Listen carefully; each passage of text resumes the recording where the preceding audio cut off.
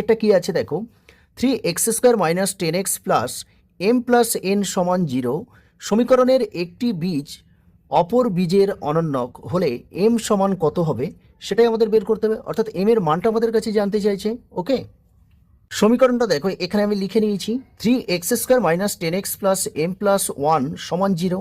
তাহলে এই সমীকরণটা যদি দেখো আমরা এই সমীকরণের সঙ্গে তুলনা করি, ax² plus bx plus c সমান 0। তাহলে দেখো ax², তাহলে a এর জায়গায় দেখো এখানে কত আছে, 3 আছে, তাহলে a সমান নিশ্চয়ই 3 হবে।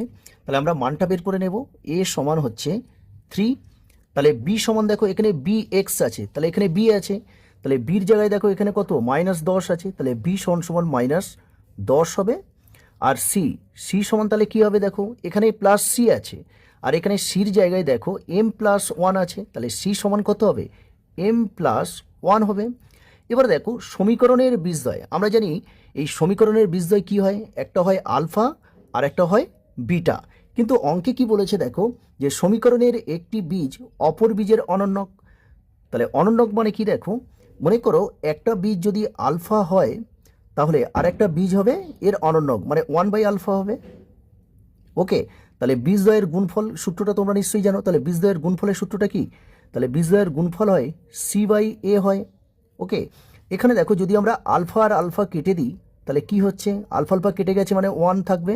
আর সি এর মান দেখো এখানে m প্লাস 1 আছে, তাহলে এখানে বসিয়ে দাও m প্লাস 1। আর নিচে আছে এ মানে দেখো 3 আছে। এবারে বর্জ্য গুণন করে দাও, 3 আর 1 গুণ করলে 3 হবে, আর m প্লাস 1।